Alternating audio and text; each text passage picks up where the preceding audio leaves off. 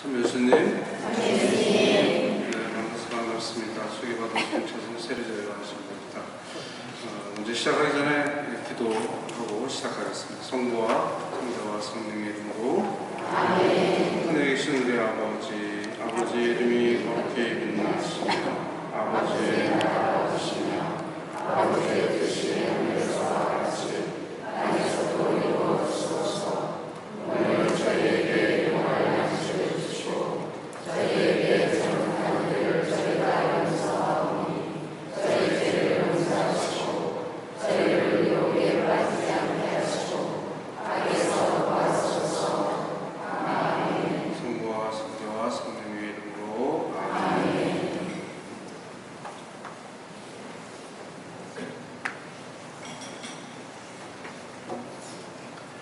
네, 말씀 듣기로는 성서 40주간 하시는 분들이시라고 맞죠? 네.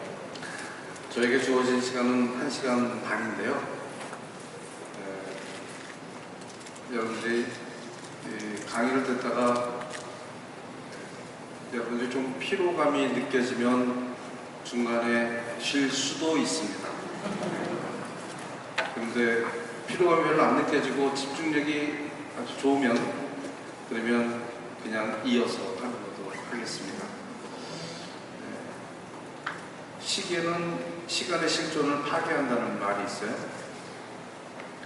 다시 말하면 시계는 24시간을 물리적으로 쪼개는 걸 말하는 건데 시간의 실존은 실제로 느껴지는 시간이죠. 강의가 재밌으면 시간이 금방 가고, 강의가 재미없으면 한참 지난 것 같은데 겨우 5분 지났고, 저는 후자보다는 전자를 택해서 하도록 노력은 해보겠습니다. 성서 40주간 하시면서 여러분들이 이제 성경 공부를 해오셨는데, 우리 천주교 신자들이 개신교 신자들이 보기에는 참 어이가 없어 보이는 그런 신자라고 얘기를 합니다. 왜냐하면 워낙에 성경을 안 봐요. 개신교에서는 전례를 버리고 그 대신에 성경을 택했죠. 그래서 솔라 스크립툴라 그래가지고 오직 성경. 그래서 성경을 끼고 다니고. 근데 우리 천주교 신자들은 성경을 잘 안 봅니다. 성경을 잘 봐도 몇 장 몇 절 이거 잘 모르죠. 신부인 저도 요한복음 몇 장 몇 절 이러면 안 튀어나옵니다. 목사님은 기가 막히게 장절까지 줄줄 나오죠. 그런데 성경을 우리는 너무 안 읽는데 성서 40주간은 그래서 우리가 성서 공부를 하자는 취지에서 만들어진 좋은 프로그램이라고 생각합니다. 그래서 성경을 읽는 것도 중요하지만 사실은 성경을 묵상할 줄 알아야 됩니다. 그런데 성서 40주간에서 묵상하는 법을 가르쳐 주지는 않습니다. 그죠? 네. 혹시 어디서든지 나는 묵상하는 법을 배웠다 하시는 분 손 들어보세요. 한 분도 안 계시네요. 한 분 계시네요. 네. 제 책을 보고 배우신 것 같은데 끄떡거렸습니다. 책 아니고서는 배울 데가 없는. 그러나 물론 성경을 안 읽는 것보다 읽는 것이 더 유익하고 좋은 일이지만 우리가 성경을 묵상할 줄 알아야 되겠습니다. 그래서 이번 주제는 묵상을 한번 배워보자는 건데, 그런데 오늘은 제가 이론으로 말씀을 드릴 거예요. 이렇게 하는 것이 묵상하는 거예요 말씀을 드리지만 실제로 묵상은 여러분들 해보셔야 됩니다. 해보시지 않으면 묵상하는 법을 배울 수가 없습니다. 그래서 묵상은 하면서 배우는 겁니다. 그러나 여러분들 하기 전에 어떻게 묵상하는 건지를 한번 짚어보는 그런 시간을 갖도록 하겠습니다. 여러분들이 너무나도 잘 알고 있는 돌아온 탕자의 비유를 예를 들면서, 여러분 돌아온 탕자의 비유 루카복음 말씀 모르시는 분 손 들어보세요. 한 분도 안 계시거든요. 그러면 돌아온 탕자에 비유해서 우리가 이것을 어떻게 묵상할 수 있는지를 예를 들어가면서 여러분들에게 설명해 드리는 그러한 시간을 갖도록 하겠습니다. 먼저 기도란 무엇입니까?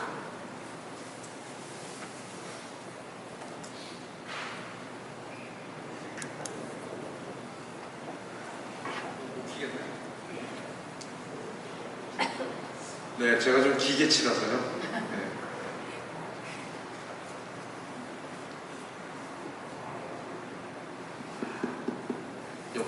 옆으로 돌리면 되는 건데 너무나 간단한 것을 계속 누르고 있으니까 네, 원래 기계치는 그렇습니다. 우리가 기도가 뭐냐? 늘 기도하시잖아요. 근데 막상 기도가 뭐냐라고 물어보면 어떻게 설명해야 되지? 네. 그렇지만 우리 대답을 할 수 있잖아요.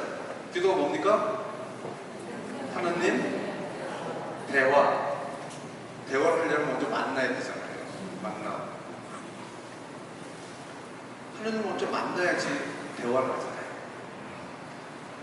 만나서 끝나는 것이 아니라 그 다음에 이루어지는 행위가 대화입니다. 그래서 우리가 기도를 한다고 했을 때 먼저 하나님과의 만남을 염두에 둬야 돼요. 내가 하나님을 만나고 있는가? 라는 거죠. 대화는 만난 다음에 이루어집니다. 그러면 하나님을 어떻게 만날 것인가? 우리는 여러 가지 방식으로 하나님을 만납니다. 미사를 드리거나 묵주기도를 하거나 이런 형식을 갖춘 기도들이 있지만 그것만 통해서 하나님을 만나는 게 아니에요. 어떻게 하나님을 만납니까?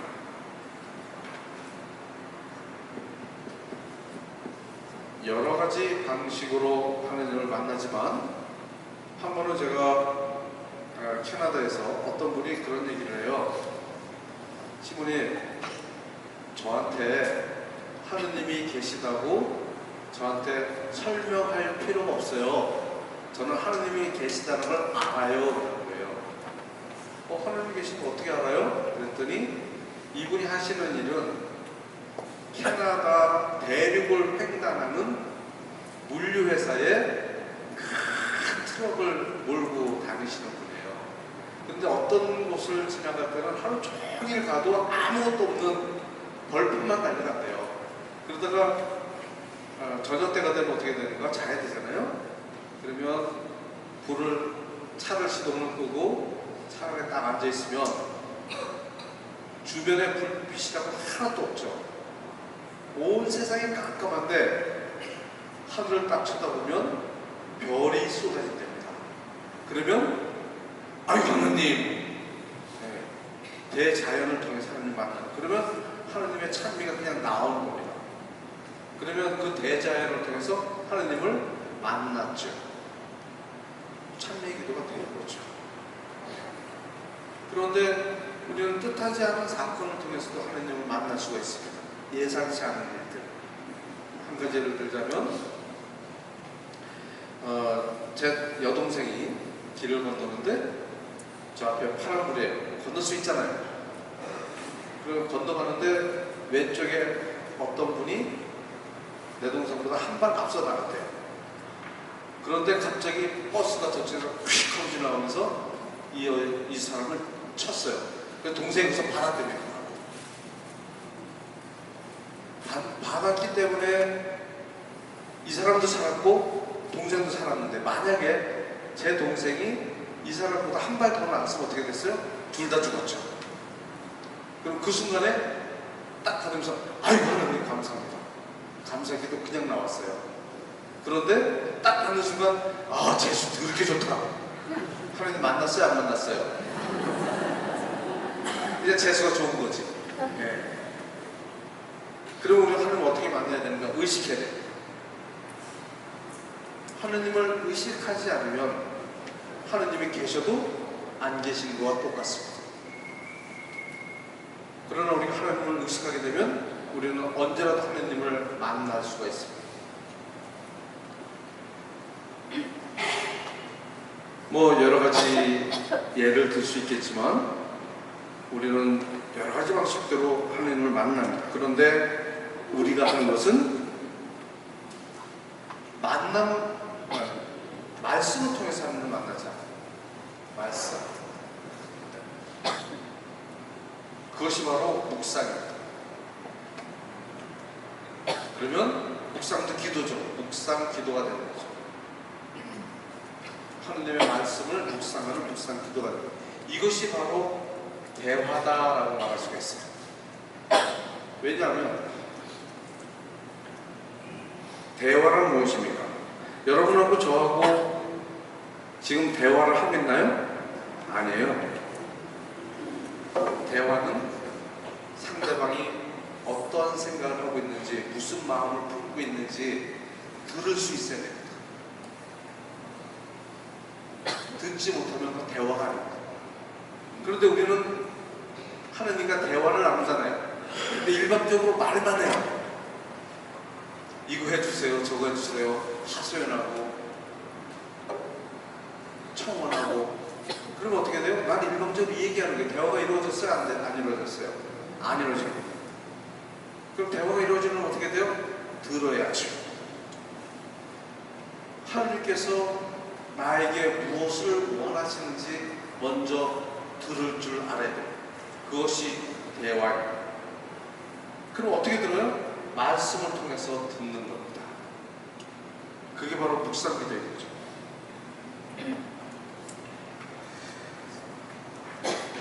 그래서 우리가 이제 묵상한다. 다시 말하면 묵상 기도한다. 하느님과 대화입니다. 대화인데 내가 말하는 건지 그만하고 들어보자. 이게 묵상이에요. 그러면 성경 말씀을 묵상하는 방법, 이제 여러 가지가 있을 수가 있습니다만 묵상의 공통점이 있습니다. 하나님 말씀을 내 마음을 통해서 듣기 위해서는 어떻게 될까? 하려면 반드시 우리는 침묵을 지켜야 됩니다. 침묵만 잘 지켜도 내 마음속에 하나님 말씀이 들어옵니다. 그것이 마음으로 듣는 것이죠. 그런데 침묵에는 두 가지가 있어요. 잘 아시죠? 첫 번째 뭐예요? 소침묵. 또 하나는 뭐예요? 당연히 대침묵이겠죠? 이 침묵 가운데서 하나님의 말씀을 들을 수가 있습니다. 그러면 대화가 이루어지는 거죠. 여러분들이 지금 침묵을 굉장히 잘 지키고 있어요. 침묵을 잘 지키고 있는데 여러분들은 지금 어떤 상태냐 하면 소침묵 상태입니다. 그런데 지금 겉으로는 소리를 안 내고 조용하게 제 얘기에 집중을 하고 있으면서도 여러분들 머릿속은 복잡한 거예요. 왜냐하면 벌써 나올 때 가스를 잠그고 나왔나? 애들은 들어왔나? 애들 밥 먹었을까? 아니면 오늘 나를 속상하게 했던 그 사람들, 나를 화나게 했던 일들 지금 와글와글하죠? 머릿속에. 이 상태는 대침묵이 이루어지고 있지 않은 상태. 소침묵은 잘 이루어지고 있으나 대침묵은 아직 아닙니다. 그리고 대침묵은 어떻게 해야 되는가? 내 와글와글한 생각과 마음들마저도 고요한 상태, 이 상태가 바로 대침묵 상태입니다. 이것을 우리는 잠심에 들어간다라고 얘기합니다. 마음속에 잠긴다라는 거죠. 이 잠심에 들어갔을 때 무념무상이죠. 무념무상 상태에서 오로지 하느님만 바라다 볼 수 있는 상태를 대침묵이라고 합니다. 그러면 대침묵을 하기 위해서는 소침묵이 기본이죠. 소침묵을 기본적으로 하면서 대침묵을 통해서 잠심에 들어갈 때 말씀이 내 안에서 움직이기 시작한 겁니다. 그래서 이제 우리는 묵상을 배워야 되잖아요. 묵상을 배우는데 묵상을 하기 위해서 먼저 마음의 준비를 먼저 해야 됩니다. 우리가 성경 말씀을 딱 했을 때 이걸 이제 묵상해야 되겠다라고 했을 때는 이 말씀을 통해서 주님을 만나겠다는 열망이 있습니다. 열망. 마음의 열망입니다. 하나님께서는 이 말씀을 통해서 나에게 무엇을 말씀하시고 싶은지를 내가 마음으로 듣겠다는 열망이 있어야 됩니다. 두 번째는 마음의 준비는 현재에 머물러 있어야 됩니다.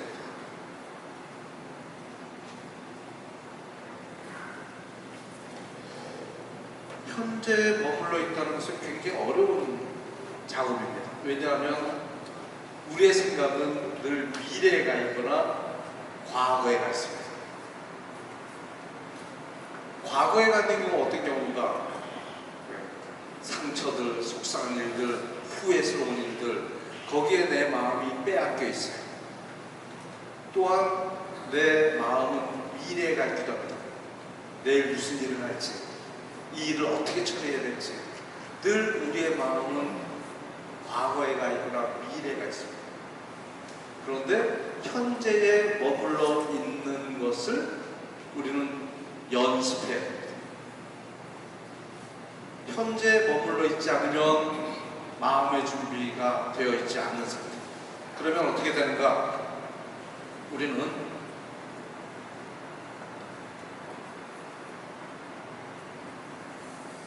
우리 마음은 몸이 싸고 있잖아요. 우리의 삶의 여정은 두 가지 방향이 있습니다. 보면은 우리 마음이 있어요. 이제 몸이 있습니다. 우리 마음이 바깥을 향해 있어요. 미래에 가 있고 과거에 가 있고 아니면 일에 가 있고 사람들도 만나야 돼. 이것을 뭐라고 바깥을 향한 것을 저니 아웃이라고. 마음이 바깥을 향해 있는 것, 바깥을 향한 여정. 이 상태에서는 하나님을 만나기가 어렵습니다. 이 상태에서는 와글와글한 거예요. 마음도 머리도 와글와글. 이것을 안으로 끌어들입니다. 이거 저니인 삶의 여정을 안으로 향하게 해야 되는 거죠. 그랬을 때 우리는 현재에 머물 수 있게 됩니다. 그러면 어떻게 우리 바깥에 있는 마음을 안으로 끌어들일 것인가? 그것이 바로 몸의 준비입니다.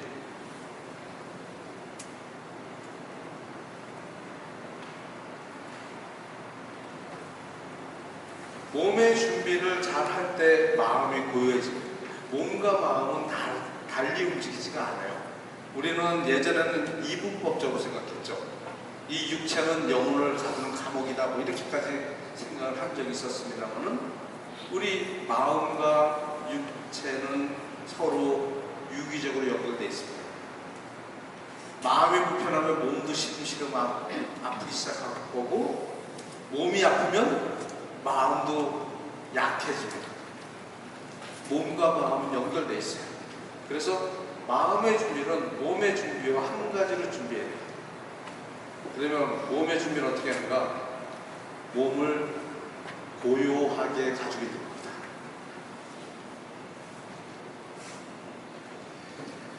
그러면 몸을 고요하게 가지고 있으면서 우리의 마음을 안으로 끌어들이기 위해서 어떻게 되는가? 우리의 몸가짐을 잘해야 됩니다. 이거와 똑같아요. 왜냐하면 하나님께서 우리 그 은총을 부어주시려고 하는데 이 잔을 두고 있다가 이걸 막 흔들면 떨어져요, 안 떨어져요? 몸을 가지가지 가지고 있어야 이 안에 물을 담을 수 있듯이 우리의 몸을 준비시켜야 됩니다.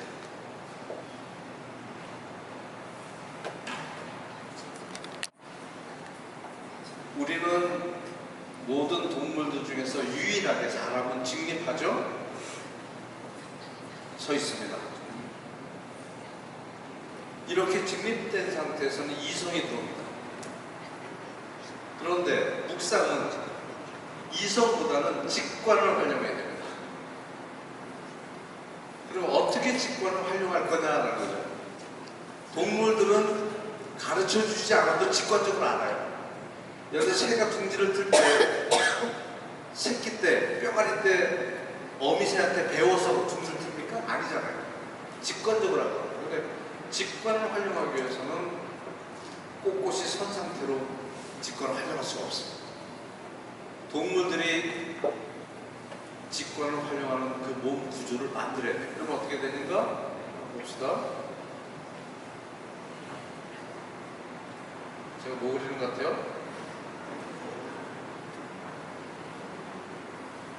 뭐 같아요? 코끼리. 네. 코끼리 보면 꼬리가 왜 이렇게 생겼냐? 네, 코끼리 있잖아요. 그런데 보면 몸이 직각이죠.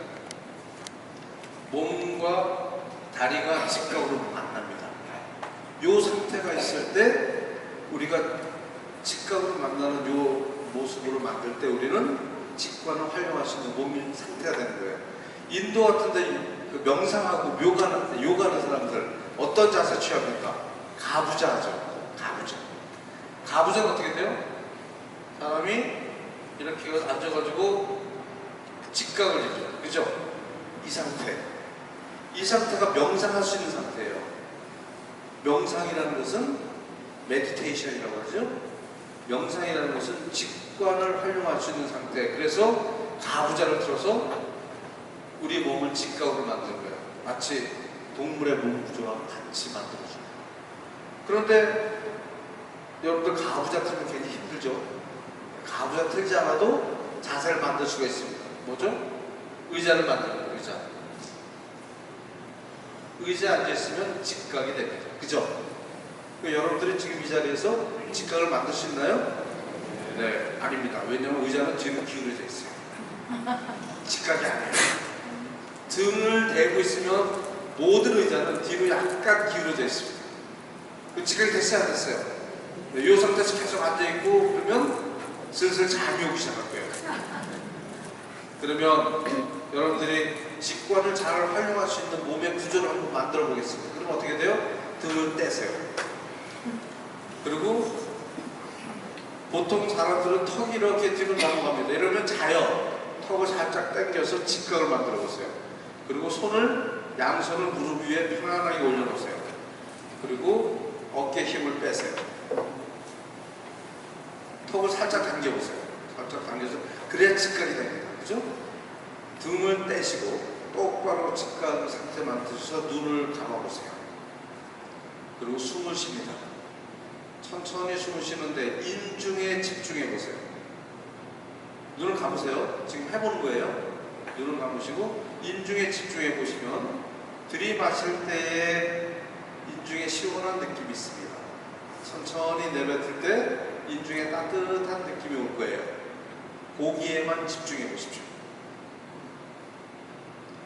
들이마실 때는 하느님의 영이 내 안에 들어온다 이렇게 느끼시고, 천천히 내뱉을 때는 나의 욕심과 죄악과 더러운 것이 바깥으로 나간다 느끼시고, 천천히 숨을 들이마시고 내뱉으시고. 자, 그만 눈 뜨시고요. 묵상은요 하면서 배우는 거예요. 그런데 제가 하는 대로 안 하시는 분들이 꽤 눈에 띄입니다. 이게 직각이 안 돼요. 그리고 딴짓하고 있어요. 네. 딴짓이라는 표현을 해서 죄송합니다만은, 네. 딴 행동을 제가 한번 해보자는 대로 다시 한번 딴 해봅니다. 어깨 편안하게 이렇게. 그리고 몸을 직각을 만드시고 턱을 살짝 당기시고, 그리고 눈을 감으세요. 인중 끝에만 집중을 합니다. 천천히 들이마시고 천천히 내뱉고, 인중에 따뜻한 느낌, 시원한 느낌 주십시오.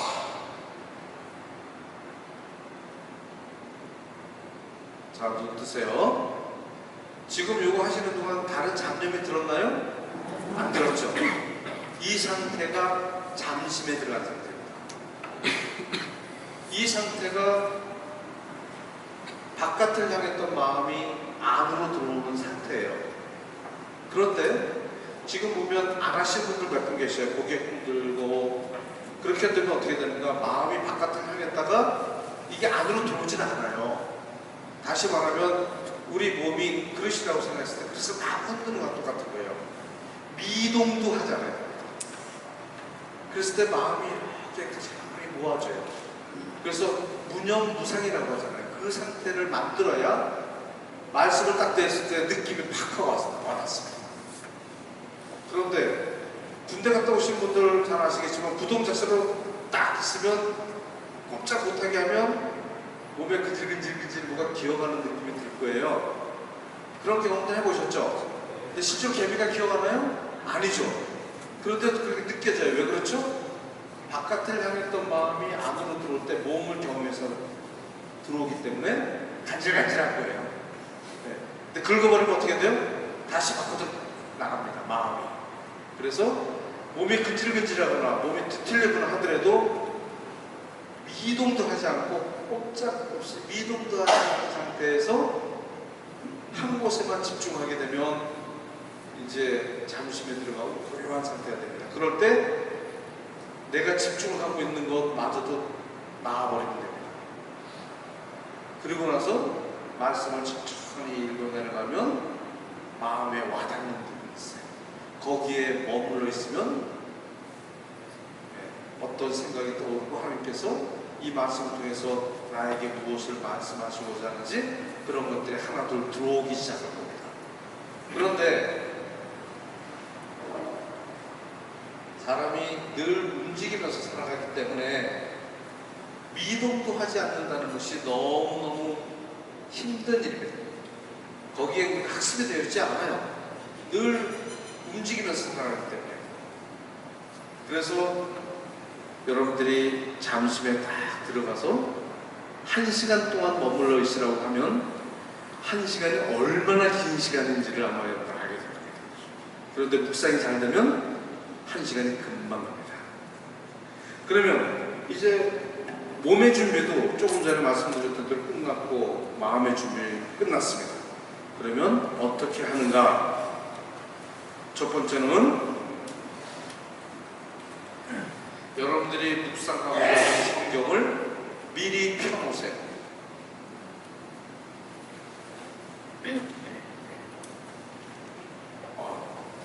어느 한 분이 지금 성경 가지고 계시는 분 좀 빌려주시겠어요?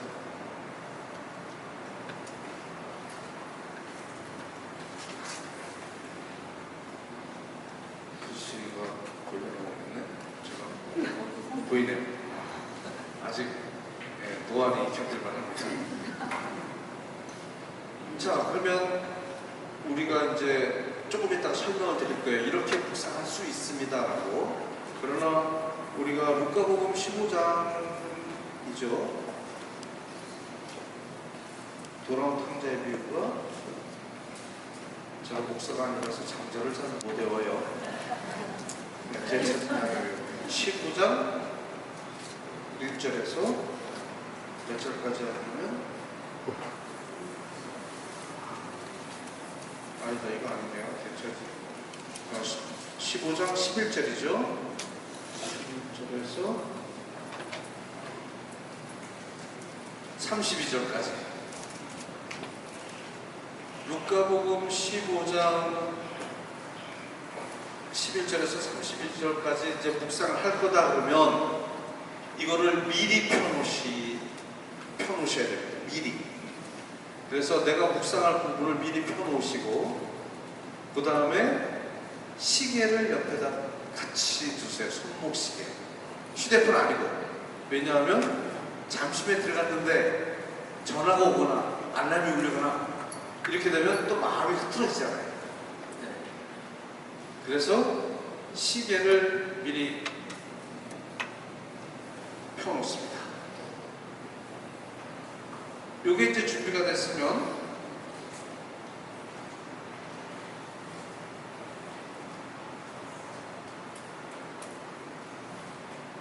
먼저 초대를 합니다.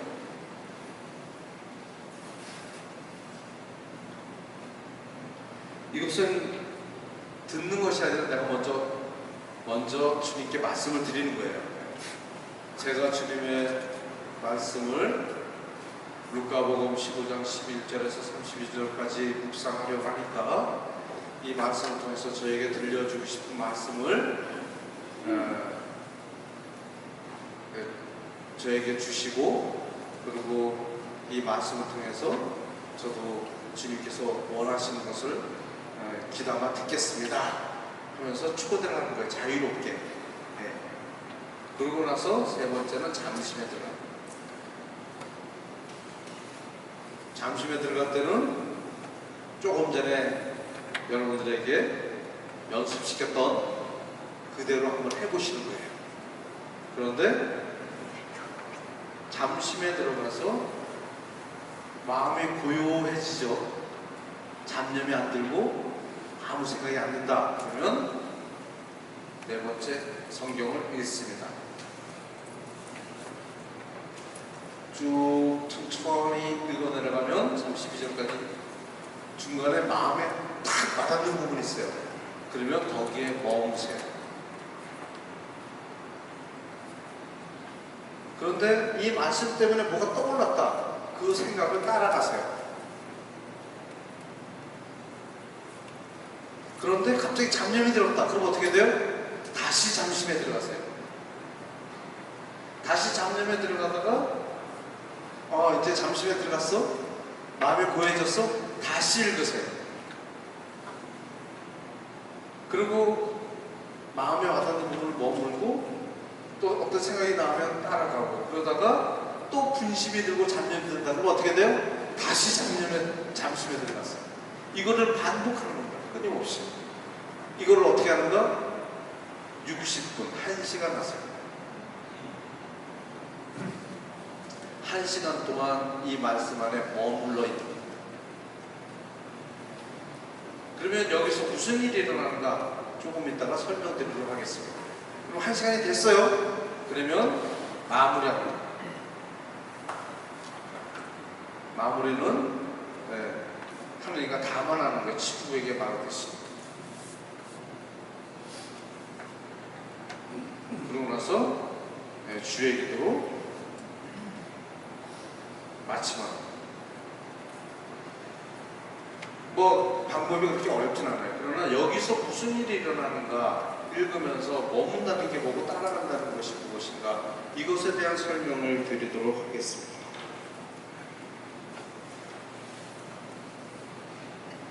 그런데 이제 내가 조용히 잠심에 들어가서 천천히 읽어 내려가다 보면 마음에 탁 와닿는 부분이 있을 거예요. 그러면 갑자기 눈물이 펑 나요.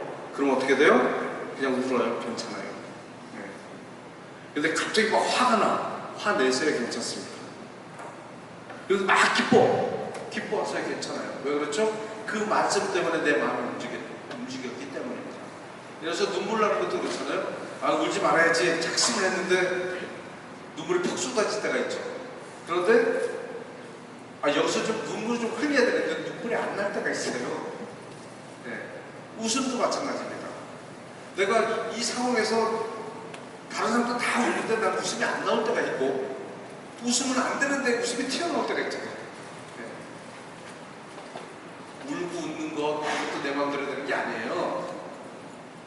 그래서 말씀을 천천히 읽어 내려가는데 갑자기 눈물이 딱 난다. 그러면 머무시면 됩니다. 눈물을 흘리시면 되는 거예요. 화가 난다. 화 내세야 괜찮습니다. 왜? 그 말씀 때문에 떠오르는 거니까. 어떤 선배 신부님이 그렇습니다. 제가 신학생 때 얘기해요. 내가 이제 묵상하기가 겁이 난대요. 그 신부님이 이제 곧 은퇴하실 때가 됐거든요. 그래서 이제 은퇴 준비를 하고 계셨어요. 그래서 자기는 묵상하고 싶지 않대요. 왜냐하면 묵상하면 은퇴할 준비하려고 모아놓은 돈 누구 조랑할까봐.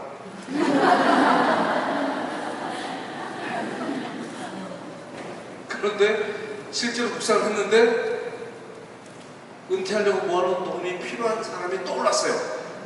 화가 막 나더래요. 화 나세요. 내세요. 왜? 그 말씀 때문에 떠오른 거니까. 그런데 어떤 부분에서 갑자기 눈물이 펑 납니다. 그냥 우세요. 왜? 그 말씀 때문에 눈물이 난 거기 때문에. 그러면 충분히 머물러 계세요. 거기에. 그런데 이 정도면 충분하다. 그러면 다시 읽어요. 그 다음에 또 내려가는 거예요.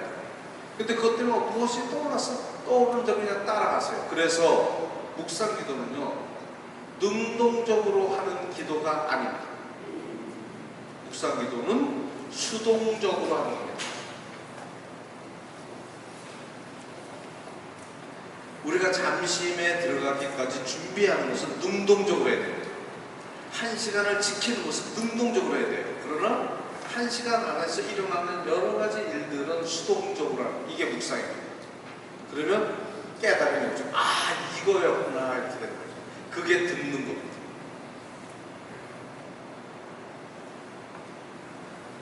그러다 보면 너무너무 묵상이 잘 되면 시간이 금방 갑니다. 1시간 금방 가요. 그런데 1시간 금방 가는데 어떨 때는 묵상이 안 되기도 합니다. 1시간 내내 뭐 떠오르는 것도 없고 느낌도 없고 생각도 한다고. 그래도 괜찮습니다. 1시간 한번 지켜보세요. 그러면 왜 아무것도 안 떠오르는가? 아직 때가 아니구나. 아니면 그 말씀을 묵상하는 데 있어서 하느님과 가까워지면 가까워질수록 가까워지지 못하게 하는 방해설이 있는 거예요. 그래서 묵상이 안 되는 겁니다. 그런데 우리가 마지막 순간까지 1시간 한번 해보라 그랬어요. 1시간 하는데 마지막 1, 2분 남겨놓고 에이씨 오는 것도 없고 오늘 틀렸다 다음에 하자 딱 덮으면 안 됩니다. 1시간을 채우세요. 왜냐하면 마지막 1, 2분 남겨놓고 막 떠오르기도 하고 느낌이 있고 바로 이거였구나 이렇게 떠오를 때가 있어요. 그래서 마지막 1시간을 채우도록 하십니다. 그런데 만약에 묵상이 너무너무 잘 돼. 시간을 딱 보니까 1시간이 넘었네? 그럼 어떻게 돼요? 끝내세요. 아무리 묵상이 잘 돼도. 왜? 악의 세력은 하나님의 모습으로 오기도 하기 때문입니다. 그런데 여러분들이 가정에서 1시간 혼자 오로지 대침묵을 지키는 시간이 사실상 없을 수가 있습니다. 가족들을 만나야 되고 친구들을 만나야 되고 일도 있고 그러면 30분을 할 수도 있겠죠. 신학생들은 1, 2학년 때는 30분씩 묵상시키고 3학년부터는 1시간씩 하도록 권고합니다. 그러면 만약에 30분을 하니까 약속을 했으면 어떻게 돼요? 30분이 안 됐으면 채우고 넘어갔으면 아무리 잘 돼도 끝내라는. 그런데 어떨 때는 묵상이 안 되더라도 내가 하느님께 1시간 동안 오로지 주님을 바라봤다는 그 자체만으로도 우리는 내적인 평화와 기쁨이 있습니다. 그게 은총이에요. 그래서 묵상의 어떤 결과물이 나오지 않아도 내가 오로지 하느님을 1시간 동안 바라볼 수 있었다는 그 자체가 은총이에요.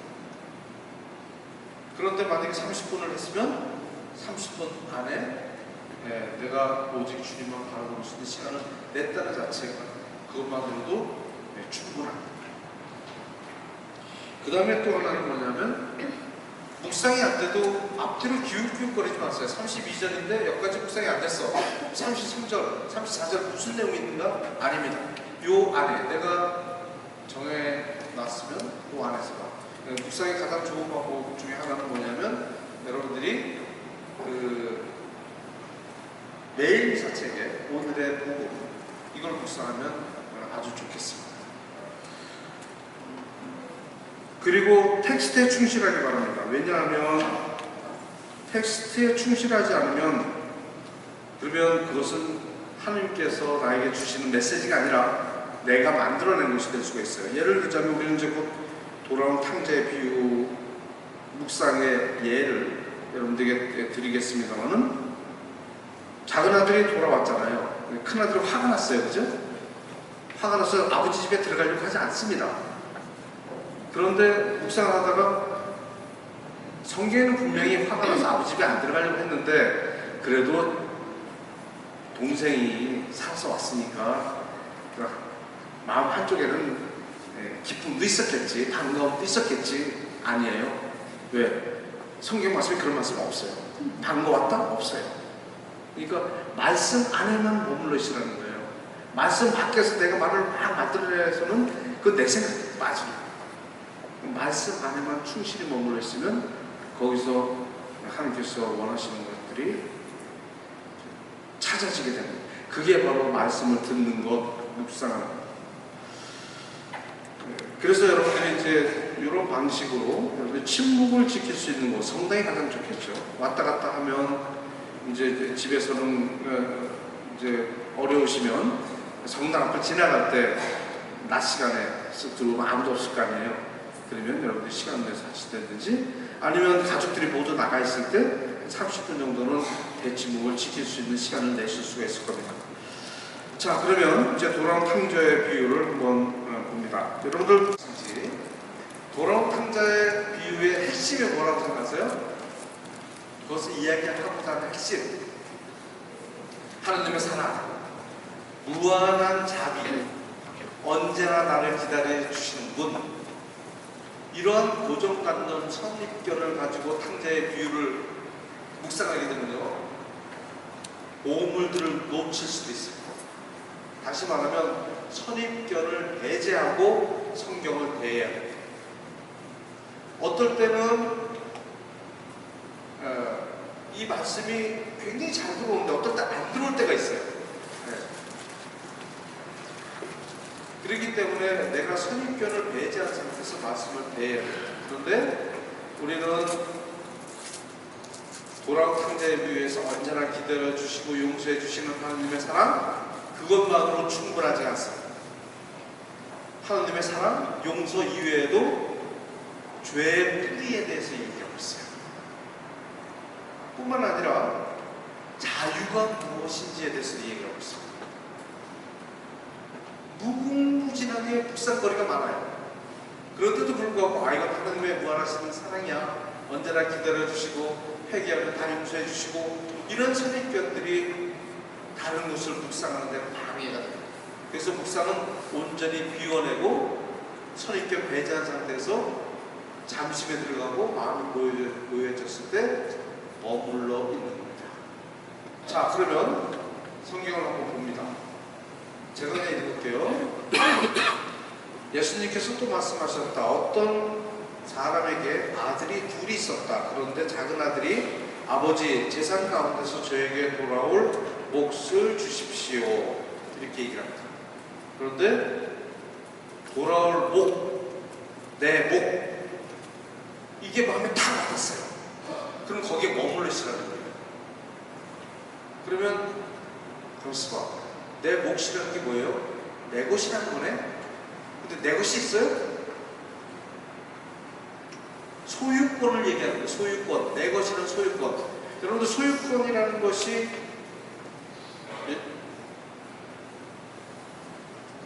법률적으로는 보장이 돼야 되잖아요. 소유권.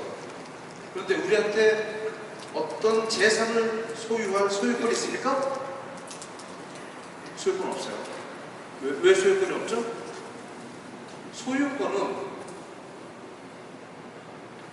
현행법입니다. 그죠? 소유권은 보장이 되는, 헌법에 보장이 됐어요. 저도 소유권이 있습니다. 그런데 엄밀하게 얘기하면 우리는 소유권이 없습니다. 왜 그렇죠? 삼라만상 모든 것은 하나님께서 만드셨잖아요. 누구 거예요? 하나님 거죠. 모든 것이 다 하나님 것인데, 그런데 내 것이라고 하는 게 있는가? 우리는 소유권은 없고요, 이용권만 있습니다. 또는 사용권. 왜 그렇죠? 모든 것은 하나님 것이기 때문에. 그러면 이런 생각이 어떻게 가능하죠? 자, 법은요, 사람들이 함께 살아가기 위해서 최소한의 법입니다. 이것은 최소한 지키자. 그런데 법 위에 법보다 더 높은 규범이 있어요. 상위 규범이 있습니다. 법도 규범이죠. 법보다 더 높은 규범이 뭐예요? 윤리가 있습니다. 윤리적인 규범이 있어요. 그 법보다 위입니다. 그러면 윤리보다 더 높은 규범이 있어요. 뭡니까? 철학이에요. 자, 윤리는요, 50년 전의 윤리가 뭐예요? 하나의 예를 듭니다. 남녀 7세 부동석입니다. 예전에 미사 드릴 때요, 여자는 이쪽에 앉았어요. 남자는 이쪽에 앉았습니다. 그리고 박해 시대 때, 박해가 끝나고 나서 미사 드릴 때요, 여기 탐방이 쳤어요. 왜? 남녀 7세 부동석. 그때 윤리였어요. 제가 어릴 때만 하더라도요, 남자들 이쪽에 앉았어요. 이제 커튼을 안 쳐요. 남자 이쪽에 앉았고 여자 이쪽에 앉았는데, 남자가 하나 일로 가잖아요. 그럼 이상한 눈으로 쳐다봤습니다. 제가 여자 밝히나? 실제 모르겠어요. 여기 여자들만 앉아있는데 여자가 이쪽으로 가잖아요. 저 여자 남자 밝히나? 그랬어요. 왜? 아직도 남녀 7세 부동석이 그때 당시 윤리는 아닌데 이제 그런 흔적들이 남아있는 거죠. 근데 지금은 어떻습니까? 왜 남녀가 같이 앉아있어요? 옛날은 안 되는 거예요, 이게. 네. 윤리 위에 철학이 있는 거죠. 윤리를 공부하기 위해서 철학 공부해야 됩니다. 그런데 인간의 인지 능력에 한계가 있어요. 철학은요, 철학을 하면 이성을 잃어버리기 쉽고 신앙을 하면 신앙을 잃어버리기 쉽다는 얘기가 있습니다. 왜? 우리의 인지 능력의 한계 때문에요. 그래서 철학을 뛰어넘는 규범이 있습니다. 뭡니까? 양심이 있잖아요. 그러면 양심이면 되는 거예요? 양심에 털난 사람 어떡하죠? 양심 무뎌진 사람은요, 엄청난 잘못을 저지르고도 눈 하나 깜짝 안 해요. 그래서 양심도 믿을 만하게 못 돼요. 양심 위에 뭐가 있어요? 신법이 있어요. 하나님 법이에요. 다시 말하면 우리가 법이라고 얘기하는 것은 최소한의 규범이고 그 위에 상위법들이 있어요. 이 상위법으로 하위법들을 끊임없이 조명해야 됩니다. 그래서 현행법을 고쳐나가야 되는 거예요. 근데 현행법은 소유권이에요. 근데 모든 것은 하나님 것이죠. 이용법만 있어요. 상권. 이게 하나님 것. 내 것이 어디 있습니까? 예전에 여러분들 시애틀 아시죠? 시애틀, 미국에 있는 시애틀. 시애틀은 원래 추장 이름입니다. 미국 아메리칸 인디언의 마지막 추장 이름이 시애틀이에요. 시애틀이 미국의 대통령에게 편지를 보냅니다. 미국은 아메리카 신대를 발견하면서 전부 다 인디언을 죽이고 들어갔어요. 다 죽이고 들어가서 땅을 다 빼앗았는데 마지막 이제 추장 땅을 빼앗고 평정을 합니다. 그때 추장이 편지를 썼어요. 미국의 대통령이 뭐라고 썼냐면, 어떻게 땅을 자기 것이라고 말할 수 있느냐? 그것은 이 공기를 내 것이라고 말하는 거랑 똑같다. 저 물을, 강의 물을 내 것이라고 말하는 건 똑같다.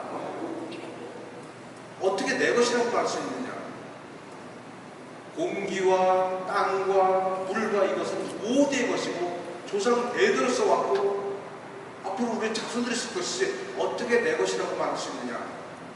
뭐예요? 다 하나님 것이지. 그런데 우리는 편치도 안 뺏기려고 그러죠? 소유권 얘기하고 있어요.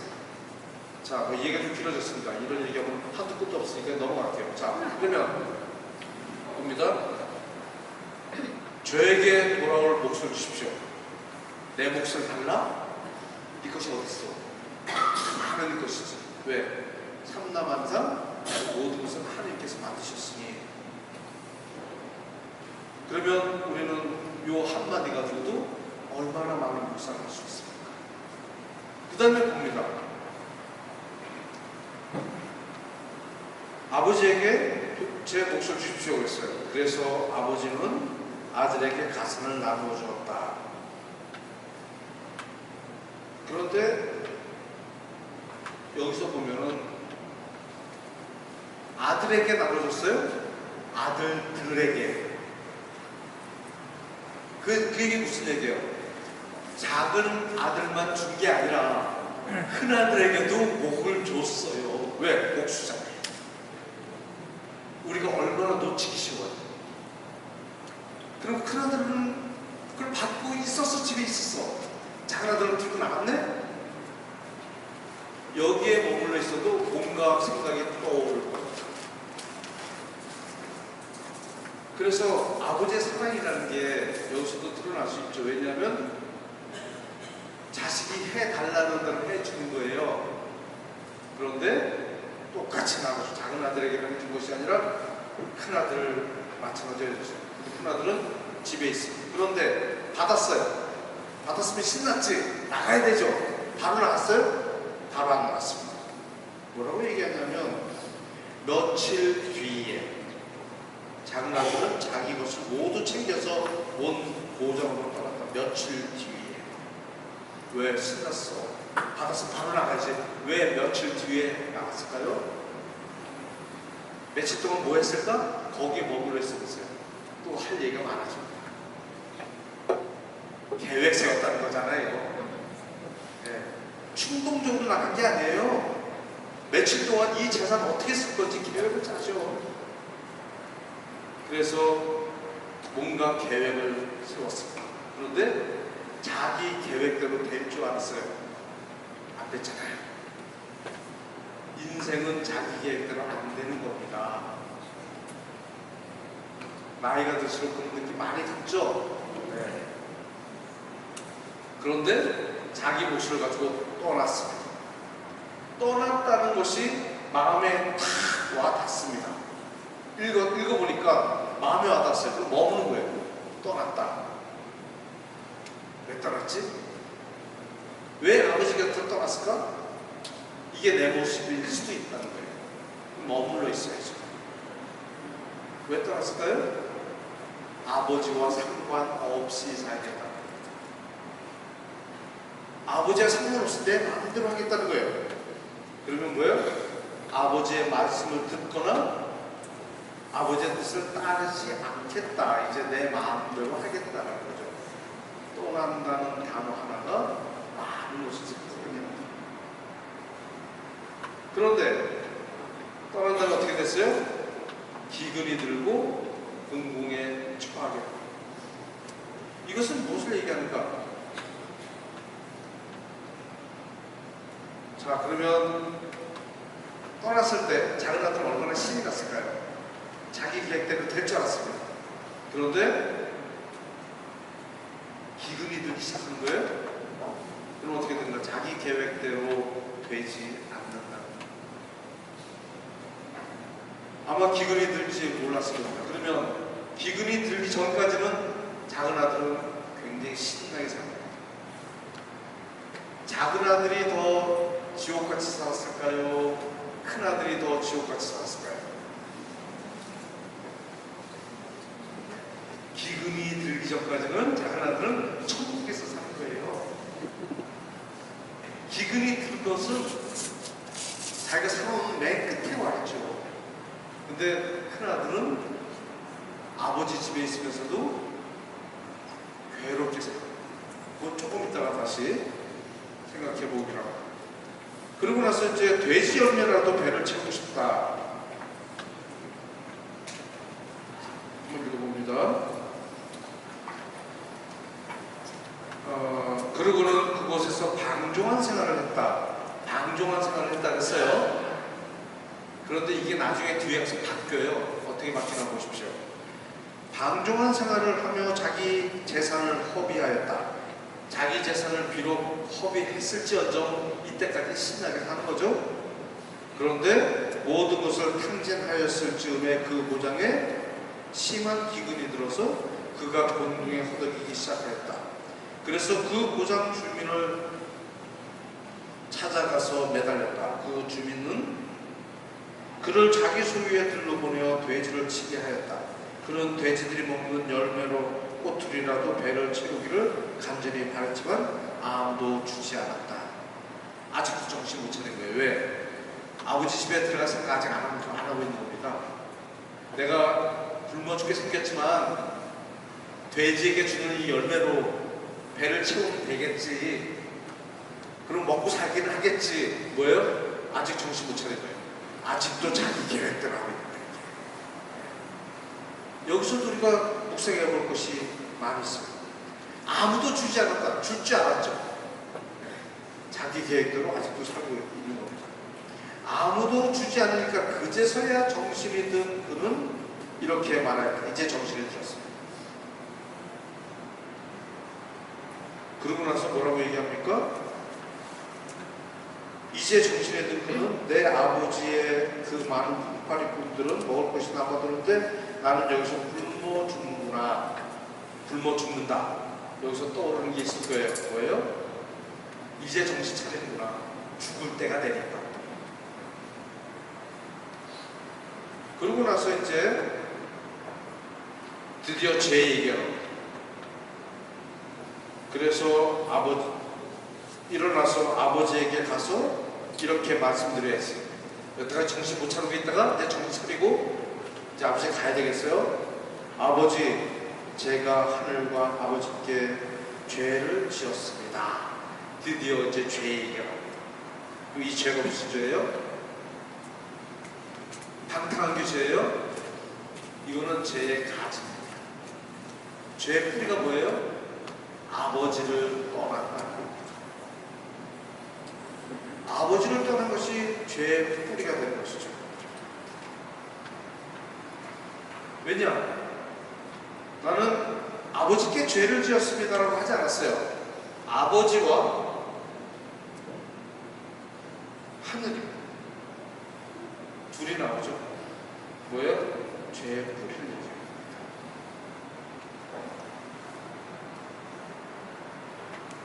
우리는 하늘과 아버지께 죄를 지었습니다. 그런데 여기서 아버지는 물론 하느님을 얘기하는 거겠죠. 그죠? 그런데 하느님을 왜 아버지라고 했을까요? 이것도 묵상거리가 많아요. 근데 시간 관계상 넘어가겠습니다.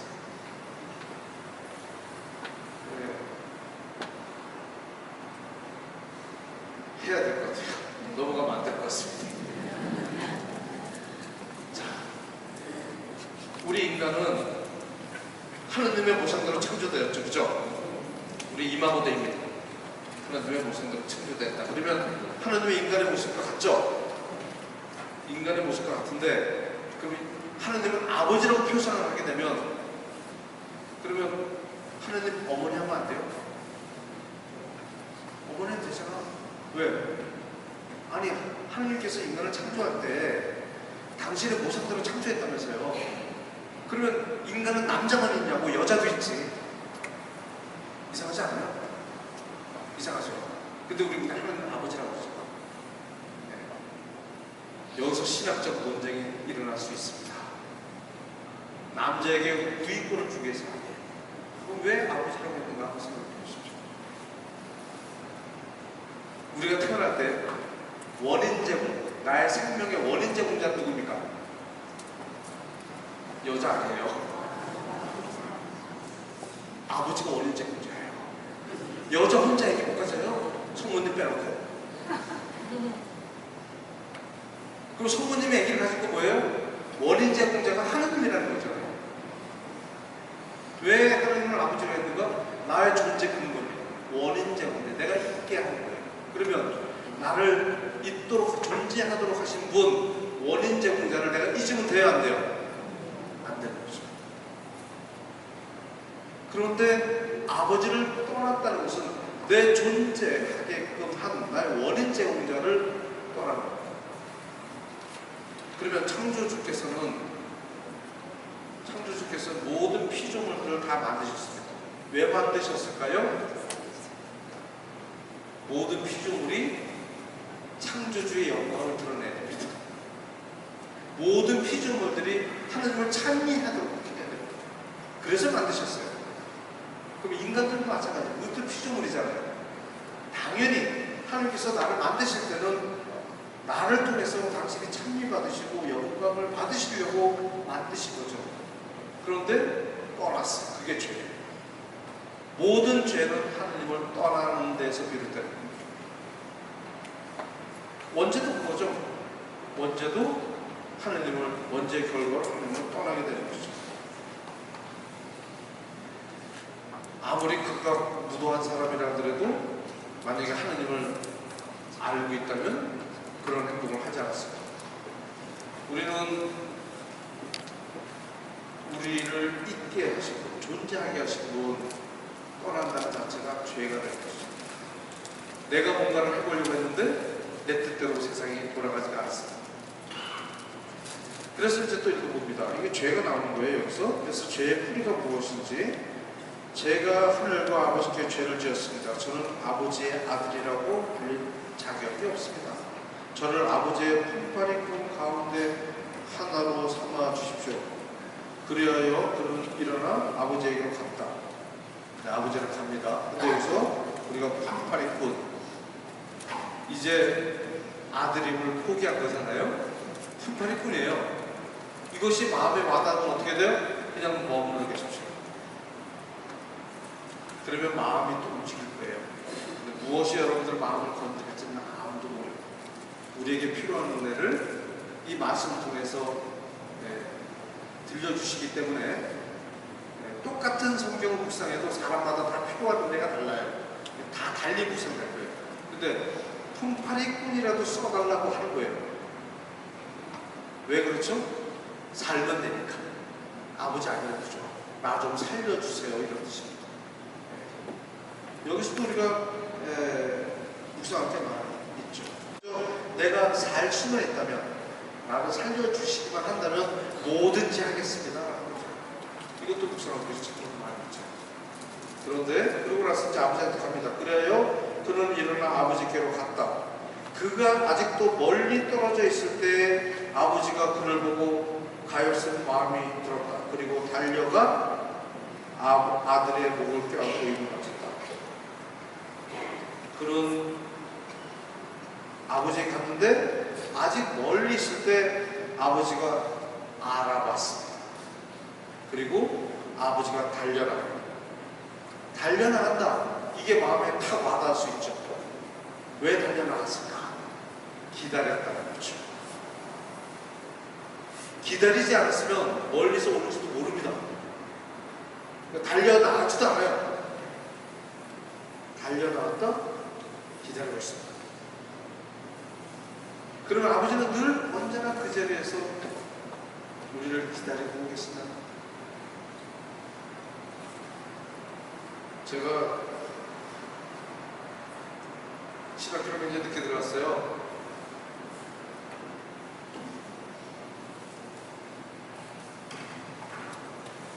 일반 대학교에서 같이 공부하고 30살이 넘어서 사실 유학을 가려다가 건축 공부 더 하려고 다 때려치우고 신학교에 들어갔습니다. 그래서 제가 30살이 넘어서 들어갔어요. 그러고 나서 유학 갔다 와서 신학교에만 신학생들 같이 살았는데 어느 날 갑자기 주교님께서 면담도 없이, 보통 인사정 때 되면 면담합니다. 특히 주임 신부 나갈 때 되면은 주임 신부 연수도 받아야 되고, 요즘에 연수도 받아요. 그리고 이제 자네는 어느 곳 나갈 거야 이렇게 이제 면담을 해야 되는데, 저는 인사 명령에 제 이름이 있는지도 몰랐어요. 후배 신부가 전화를 해가지고 형님 축하드립니다. 뭐 가요동성당 주임으로 발령났대요? 에이 뻥치지 마. 왜냐면 면담도 안 했고 아무런 얘기가 없었으니까. 그래가지고 인사명령 보니까 정말 있는 거예요. 그래서 주교님한테 찾아갔죠. 이게 뭐 이게 잘못된 거 아니냐고. 잘못된 게 아니래요. 왜 내가 가야 되는 겁니까? 그거 상당히 붕괴 위험이 있어가지고 져야 돼. 근데 왜 제가 가야 되죠? 그렇죠. 자네 건축 공부했잖아. 아니 건축 안 하려고 신학교 갔고요. 아 그리고 다 쓰레기 통에 다 버리고 왔는데 또 다시 주셔야 됩니까? 그랬더니 그래도 안 열고 보다 낫잖아. 가서 줘. 아 예. 제가 꼴이 내려와가지고 이제 한옥 북촌 한옥마을에 있는 가야금단 제가 짓고 지금 석관도 갔어요. 제가 신학교를 늦게 가다 보니까 시민은 도대체 왜 신학교를 갔어요? 뭐 공부를 제가 좀 잘했어요. 좋은 대학을 나왔고 그리고 제가 키가 좀 작지만 또 한 인물 하잖아요. 아, 지금은 아니야. 지금은 아닌데 제가 신학교 들어가면 그때만 하더라도 제가 꽃미남이었거든요. 지금 이제 얼굴이 이만해졌지만 그때 V라인이었었어요. 제가 그래서 어쨌든 궁금한 게 많은 거죠. 아, 왜 그 모든 게 다 보장됐는데 신학교 갔느냐? 그 뭐 아예 뭐 하나님께서 다 부르시니까 가는 거죠. 그래서 얘기를 안 합니다. 부르심의 동기에 대해서. 그런데 이제 얼마 전서부터 이제 궁금해하면 이제 얘기를 해주기 시작했어요. 그래서 여기서도 얘기를 할까요? 네. 조금만 얘기할게요. 뭐 다 얘기할 수는 없고. 제가 이제 어느 날 마지막 친구가 결혼을 합니다. 막 사진을 막 찍으러 막 다녔습니다. 왜냐면 건축하는 사람은 옛날에 사진도 잘 찍어야 돼요. 네, 그래야지 이제 기록이 남기고 하니까. 사진 좀 찍을 줄 압니다. 그래서 사진을 막 찍으러 다니는데 본당 선배 형이 야 차선아 너 유학 간다며? 아니 가야지 가는 거죠. 뭐 준비하고 있어요. 유학은 뭐 유학이냐 임마. 너 신분한다가 있는 거예요. 이게 무슨 얘기야. 갑자기 뚝딱지가 날씨가 뭐 신학교에서 뭐 하겠다고 이제 이러고 말았어요. 말았는데 이제 훈배가 끝나고 피로연을 하잖아요. 그래서 선배 옆에 딱 앉았어요. 딱 앉아가지고 아까 했던 얘기는 무슨 얘기요? 그랬더니 하는 얘기 내가 너를 어렸을 때부터 쭉 봐오지 않았냐. 그런데 네가 가장 너답게 사는 거는 신부가 되는 것 같아. 이러는 거예요. 내가 나답게 산다는 게 뭔지를 그때 처음 생각해봤습니다. 내가 나답게 사는 게 뭔지. 그래가지고 그때 충격을 받았어요. 내가 나답다는 것이 뭐냐. 근데 집에서는 이제 나이 35살 장가를 가고 유학을 갈 거냐, 유학 갔다 와서 장가를 갈 거냐. 아니 장가도 가야 되네? 이게 복잡하잖아요. 그래서 도대체 뭐가 뭔지 모르겠어요. 하느님 저한테 답을 좀 주세요. 답을. 제가 어떻게 살아야 저답게 사는 거고, 그리고 제가 어떻게 살아야 될 건지, 장가를 가야 될지 말아야 될지, 이런 것도 그렇고. 그래서 이제 아침마다 새벽 미사 드리고 출근해야 돼. 직장생활 했으니까. 그래서 미사 끝나고 나서 늘 묵상을 했습니다. 묵상을 하는데 그때 이제 눈을 감고, 저는 복사 출신이에요. 그래서 이제 어렸을 때부터 수련님한테 묵상하는 법을 배워가지고, 그래서 이제 혼자서도 묵상 잘합니다. 그런데 이제 다 미사 끝나고 다 나가서 혼자 조용히 나가서 묵상을 하는데, 그때까지 제가 살아왔던 것이 하느님을 빼고는 설명이 안 돼요. 하나님께서 나를 이렇게 이끌어 오셨기 때문에 내가 이 자리에 건강한 몸과 건강한 정신을 가지고 이렇게 앉아 있을 수 있다는 것이 내가 무슨 자격이 있어서도 아니고 잘나서도 아니고 그분께서 이끌어 주시지 않았으면 내가 지금 이 자리에 있을 수가 없구나를 알았어요. 그러면서 눈을 감고 있다가 눈을 딱 뜨면서 십자가를 바라다봤어요. 그런데 십자가를 바라다봤을 때 예수님께서 나를 내려다보고 계시는데, 당신께서 이렇게 나를 사랑해 주셨는데 나는 그동안에 그분을 외면하고 살았다는 것이 딱 느껴지는 거예요. 그럼 이게 왜 짝사랑이잖아. 짝사랑 다 해보셨죠? 네, 다 해봤으면서 말은 없어요. 근데 저는 짝사랑이 대가예요. 네, 짝사랑 참 많이 했어요. 제가 뭐 가끔 그립니다. 신학교 들어가기 전에 많은 여자 울렸겠네. 아니에요. 여자 때문에 제가 많이 울었어요. 많이 채이기도 하고 짝사랑도 많이 하고 짝사랑의 아픔을 알아요. 그래서 예수님께서 나를 여태까지 짝사랑하셨구나. 그 짝사랑이 뭐예요? 내가 당신을 사랑하지만 상대방에게 기다리는 거예요. 강요하지 않습니다. 예수님께서 나를 사랑하셨지만 내가 너를 이만큼 사랑해줬으니 너도 나를 사랑해줘야 된다고 한 번도 강요하지 않으셨어요. 그리고 늘 그 자리에서 한결같이 그 자리에 계시면서 나를 기다리고 계셨다는 것을 제가 느끼기 시작했습니다. 이게 뭐예요? 네, 오늘 작은 아들 돌아왔을 때 아버지가 늘 기다리고 있었던 거예요. 그러고 나서 제가 이렇게 묵상을 하면서 이제 그러면 서로 사랑해야 되겠다. 짝사랑이 아니라. 네. 그러면 내가 주님이 나를 사랑하신 만큼 내가 주님 사랑해드리기 위해서 내가 뭘 해야 되지? 그런 생각이 떠오르는 거예요. 그게 뭐예요? 머물러 있는 거예요. 생각을 따라갑니다. 생각을 따라가니까 그럼 내가 주님께 뭘 해드려야 되지? 가장 사랑하는 것은 모든 거 다 내놓는 거잖아요. 그냥 다 드리면 되겠네. 그 순간 제가 입에서 튀어나온 말이 그러면 저 쓰세요 그랬어요. 네. 그랬더니 온 천하를 얻은 것 같은 기쁨이 막 일어난 거예요. 그래서 제가 변화가 일어났습니다. 그래서 그날부로 성소국에 갔어요. 네. 그래서 이제 유학을 접었는데 어쨌든 뭐 얘기 그냥 짧게 말씀드렸어요. 간략하게 말씀드렸지만 제가 그때 느꼈던 건 뭐냐면 주님께서는 나를 늘 사랑하셨지만 당신이 사랑하는 만큼 우리의 사랑을 받기 위해서 우리를 한 번도 강요하지 않으시고 늘 그 자리에서 기다리고 계셨다는 것이 바로 오늘 돌아온 탕자의 비유 아버지의 모습입니다. 그래서 아버지는 기다리고 있었기 때문에 달려갈 수 있었던 거예요. 달려간다 이 단어 하나가 가지고 있는 거기에 머물러 있으면 우리는 많은 생각들이 떠오를 겁니다. 그 생각을 따라가는 것이 묵상이죠. 그러고 나서 이제 시간 자꾸 하니까 넘어갈게요.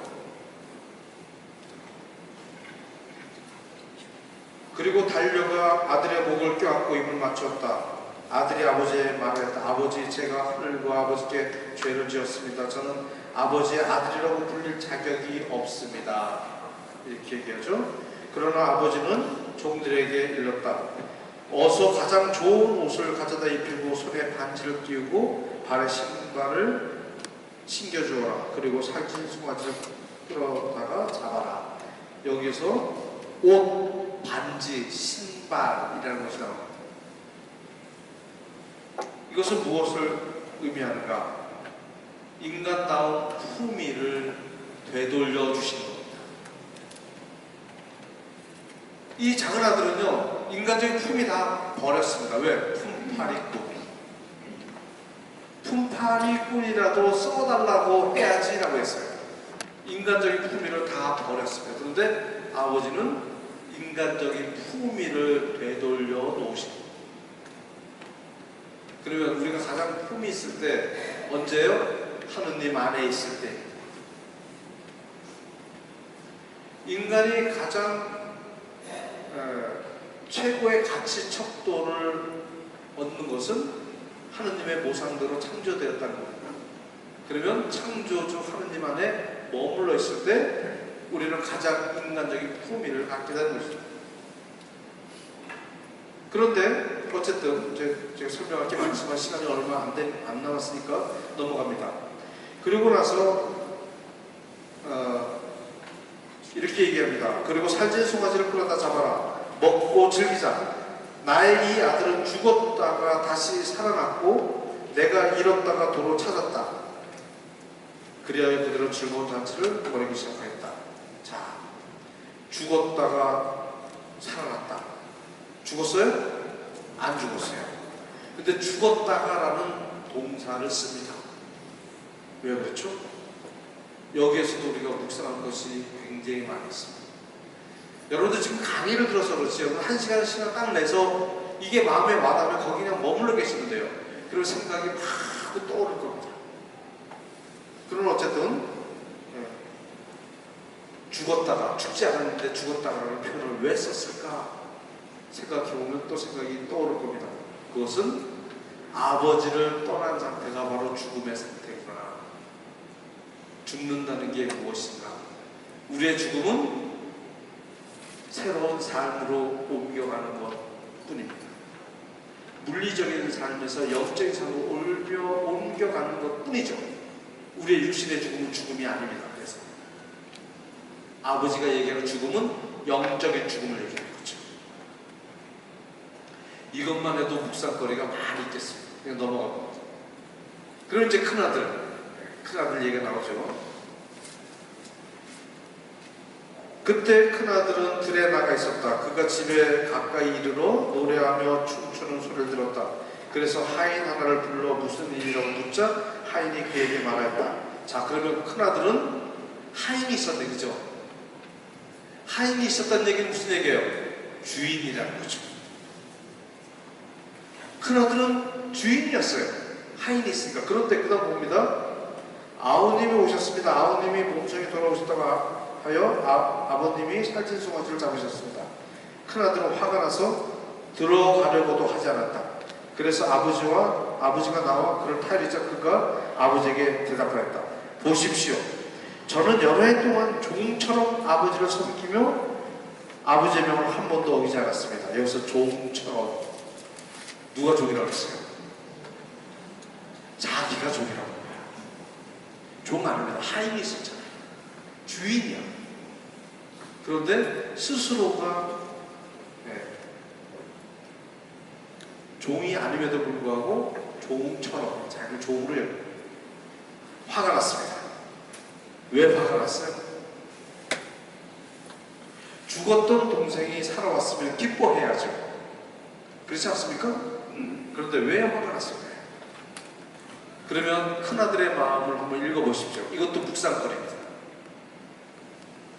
어쩌면 동생 때문에 화가 난 것이 동생을 위해서 잔치상을 차려주고 싶어 하는 게 아니에요. 자기도 동생처럼 자유롭게 살고 싶었어요. 왜? 재산도 받았잖아. 재산도 받아 자유롭게 살고 싶었는데 자기가 그렇게 못했어. 억압하고 살았단 말이에요. 근데 동생이 신나게 놀았잖아. 화가 났죠. 자기의 억압된 마음을 동생을 통해서 본 겁니다. 보통 우리가 싫은 사람 있죠. 이유 없이 싫은 사람. 근데 이유가 진짜 없을까? 있어요. 그런데 가만히 보면 내가 싫어하는 나의 모습을 가지고 있으면 미운 거예요. 그 사람이 내가 인정하고 싶지 않고 내가 보고 싶지 않은 나의 단점이나 나의 창피한 면을 상대방이 가지고 있어서 드러내면 그게 싫어요. 네. 그래서 우리가 보통 화가 나는 경우에는 그 모습이 자기 안에 있기 때문에 화가 나는 것이죠.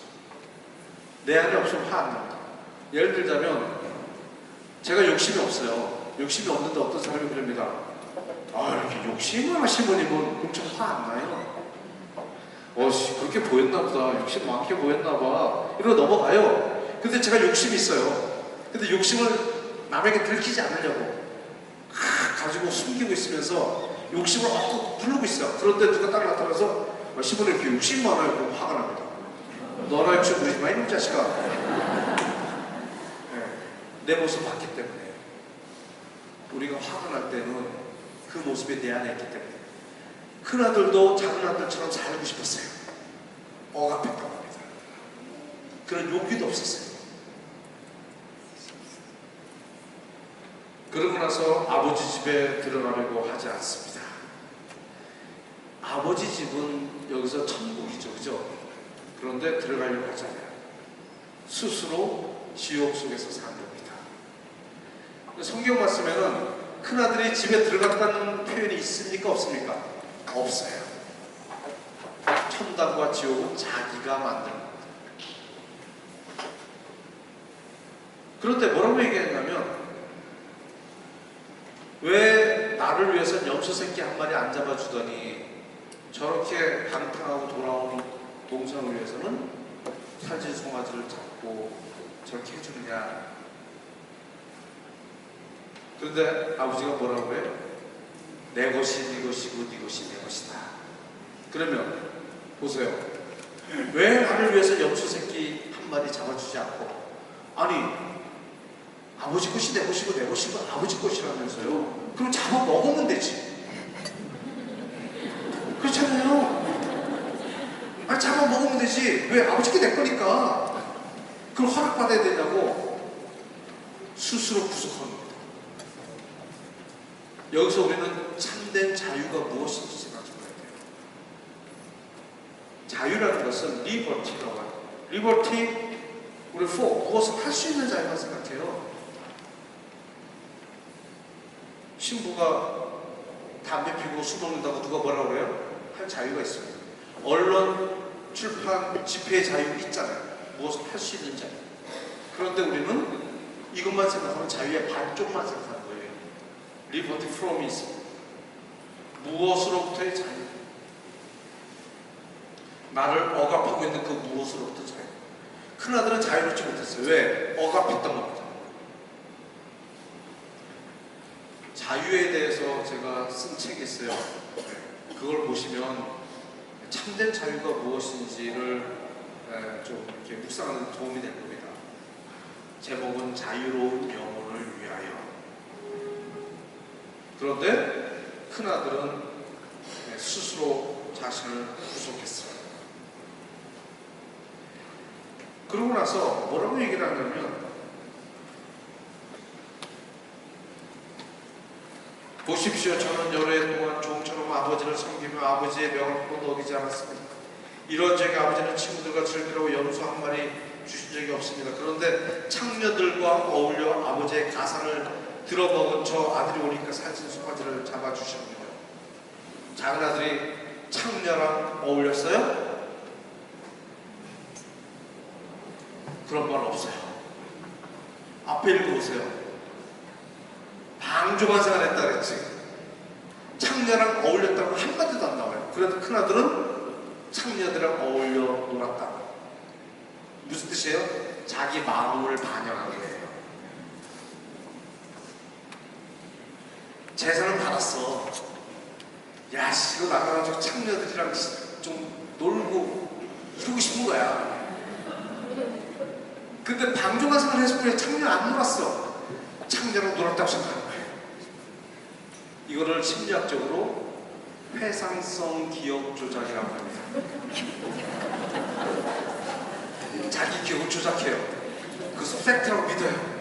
그런 사람 있습니다. 얘기 안 해도 알죠? 전두환 씨. 자기 총 안 쐈대, 명령 안 했대. 기억 조작한 거예요. 자기에게 유리하게 사람은 자기 기억을 조작하는 습성이 있습니다. 그리고 자기가 상상하는 것이 팩트라고 믿으려고 하는 습성이 인간들에게 있는 거예요. 다시 말하면 청년들이랑 놀았다는 것은 작은 아들이 그런 것이 아니라 내 모습입니다. 그러면 여기에서 우리가 1시간 동안 이 짧은 성경, 짧진 않네요. 11절에서 32절 잠심에 들어가고 마음의 고해지고 또 읽고 이게 보여요. 그냥 여러분들이 독경대에서 읽는 것, 듣는 것 그것 가지고 이게 안 보입니다. 그리고 오만 생각들 다 하고 생각이 와글와글한 상태에서 성경을 아무리 읽어보세요. 이런 것들이 안 들어옵니다. 미동도 하지 않고 꼼짝없이 앉아가지고 계속 잠심에 들어가면서 바깥을 향했던 마음을 끌어안아 안으로 들어오게끔 해서 마음이 고요한 상태에서 성경을 계속 읽고, 그리고 생각이 나면 따라가고 아무것도 안 떠오르고 또 읽고 잡념이 들면 다시 잠심에 들어가고 1시간 머물러 보세요. 이거 보입니다. 1시간 동안 요 안에만 있으면 안 보일 것 같아요? 보입니다. 아까는 안 보였어요. 나중에 쭉 읽다 보니까 잠시만, 앞에 창녀 없었는데 보이죠? 그러면 창녀가 중요한 게 아니라 에이, 자기 생각이네, 이렇게 되는 거예요. 그러면 내 모습이 보입니다. 아, 나도 내가 상상한 것을 사실이라고 얼마나 믿고 살았는가, 내 모습이 보이죠. 아, 하나님께서 이거 말씀하십니다. 이게 보이는 거예요. 이게 묵상입니다. 그래서 계속 나가볼게요.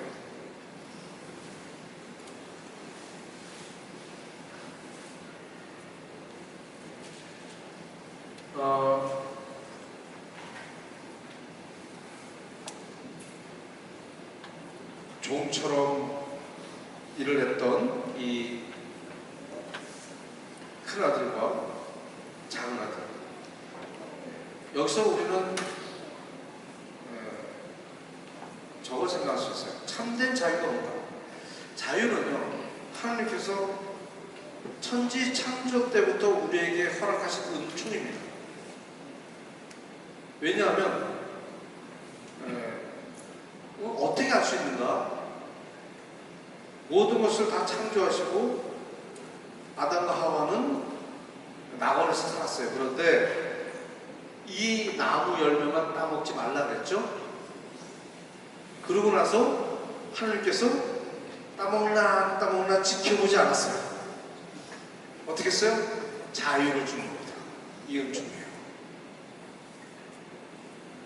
우리가 참된 자유가 무엇인지. 그러면 이 자유라는 은총을 작은 아들에게도 줬고 큰 아들에게도 줬어요. 작은 아들은 방종한 생활을 했지만 자유롭게 살았어요. 그게 죄가 아닙니다. 죄는 뭐예요? 아버지를 떠났다는 거죠. 나의 존재 근거를 떠났다는 거예요. 이게 죄뿐이고, 그런데 작은 아들은 낙원에서 평화롭게 살아야 될 수 있습니다. 왜? 이미 자산 받았죠? 그럼 아버지 것이 내 것이고 내 것이 아버지 거야? 그러면 내가 먹고 싶으면 송아지 잡으면 돼요. 근데 자기는 어떻게 돼? 스스로 흡수한 거예요. 이렇게 우리는 더러운 탕자 위에서 세 가지를 묵상할 수 있습니다. 세 가지나 수많을 묵상할 수 있지만 요약해서 커다랗게 세 가지. 하나는 뭐냐면 죄의 뿌리가 무엇인지, 또 하나는 아버지의 무한하신 사랑, 그리고 또 한 가지는 참된 자유가 무엇인지. 선물로 줬음에도 불구하고 스스로 종이 되어서 살았던 큰아들의 이 모습을 볼 수가 있습니다. 그러면 이제 우리는 겨우 누가복음 11절에서 32절까지 이 부분을 조목조목 봤지만 제가 설명드리는 것 가지고 충분하지 않습니다. 이건 그냥 지식이에요. 그런데 여러분들이 실제로 성경을 펴놓고 제가 말씀드렸던 순서대로 한번 1시간을 머물러 있어 보십시오. 그러면은 안 보이던 것들이 보이기 시작하고 어떤 느낌이 와닿고 어떤 생각이 떠오르면서 그 생각을 따라가 보시면, 아, 이 말씀이었구나. 그러면서 내 안에서 변화가 일어나기 시작합니다. 이제 시간이 다 됐는데 여러분들에게 오늘 본당에 보니까 책이 몇 권 되질 않아요. 제가 쓴 책이 몇 권이 있습니다만은 캐나다 관련된 책도 쓰고 그랬습니다만 우리 교회에서 적은 두 가지. 한 가지는 화해와 치유, 한 가지는 자유로운 영혼을 위하여. 근데 이 두 가지를 왜 말씀드리냐면 그 책의 1장에 보면 묵상하는 법을 설명을 해놨어요. 제가 지금 어떻게 묵상하는지 그 법을 배우자라고 설명을 드렸지만 그거도 충분하지가 않습니다. 왜? 기도는 하면서 배우는 거예요. 그러면 그 책의 1장에 기도가 무엇이고 어떻게 묵상하는지 자세히 설명을 해놨습니다. 그래서 조금 제 강의가 부족하다고 느끼시는 분들은 화해와 치유, 자유로운 영혼을 위하여, 이 두 분의 일장을 보시면 여러분들이 조금 묵상하는 데 도움이 될 수 있을 것 같습니다. 그런데 본당 성문방에서 가져 나오려고 보니까 몇 권 안 남았더라고요. 그래서 혹시 몇 권 안 남은 거라도 싹 다 가져왔어요. 그래서 혹시 필요하신 분 있으면 내려와서 제가 저자 설명해 드리도록 하겠습니다. 혹시 뭐 질문 있으십니까? 제가요 지금 굉장히 에너지 소모가 심한 이유가 있어요. 혹시 질문 생각하시는 동안 제가 발음에 굉장히 신경을 많이 쓰고 있거든요. 지금 어금니 3개가 없어요. 그래서 발음을 꼬입니다 막. 그래서 이제 발음을 정확하게 하려고 애를 많이 쓰다 보니까 제가 집중력이 좀 떨어져서 여러분들이 조금 강의 내용에 조금 제가 만족감이, 제 자신에 대한 만족감은 좀 떨어집니다. 그러나 어쨌든 제가 혹시 부족했더라면 여러분들이 조금 전에 소개해드렸던 책을 보시면 참고가 되겠습니다. 혹시 질문? 네.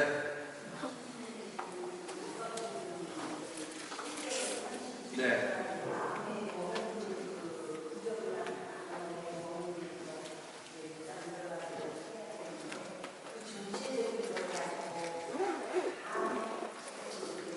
근데 욕심은 안 내도 됩니다. 네, 좋은 질문인데요. 예를 들어서 주의 기도문 있잖아요. 주의 기도문 같은 경우에 우리가 너무 입에 붙어가지고 훅 지나가요 그냥. 그런데 주의 기도문 한마디 한마디가 얼마나 묵상거리가 많을지 몰라요. 그러면 하늘에 계신 우리 한마디 가지고 1시간 묵상할 수 있어요. 그러니까 이 안에 수많은 얘기가 나오지만 다 하려고 하지 말고 충분하구나 라고 생각할 때까지 머무는 겁니다. 근데 1시간 가지고 충분하지 않을 수도 있어요. 예를 들어서 우리 아버지가 나의 아버지라고 하지 않았어요. My father가 아니고 our father라고 해요. 내 아버지가 아니라 우리 아버지? 그런데 갑자기 내가 평소에 원수같이 생각했던 놈이 딱 떠올랐어. 그러면 나의 아버지가 아니라 그놈의 아버지도 되는구나. 그렇잖아요. 그놈의 아버지네? 그러면 나만 소중한 게 아니라 걔도 소중하구나 하나님한테. 우리라는 말 하나님한테. 그러면 이제 무슨 그게 말이 있습니다. 그러면 아버지가 보기에는 다 똑같아. 큰아들 작은아들. 예를 들자면 이런 생각이 떠오를 수 있어요. 작은아들이 큰아들을 너무너무 괴롭혀서 큰아들이 이놈의 새끼 너 잡히기만 하면 쫓아가잖아. 그러면 얘가 어디로 도망가요? 아버지한테 도망가. 아버지가 방어해 줄 걸 알고 아버지 뒤에 숨어요. 그러면 아버지 뒤에 숨은 작은아들 보고 큰아들이 널 봐! 그러겠죠? 그럼 아버지가 뭐라 그래요? 야, 너 잘못했으니까 넌 형한테 맞아야 되고 앞에 딱 갖다 놔요? 안 하죠. 야, 네가 큰 애잖아. 동생이잖아. 동생 잘못할 수 있잖아. 네가 용서해줘. 이러고 자기들을 감싸지 않겠어요? 왜? 우리 아버지. 나의 아버지만이 아니에요.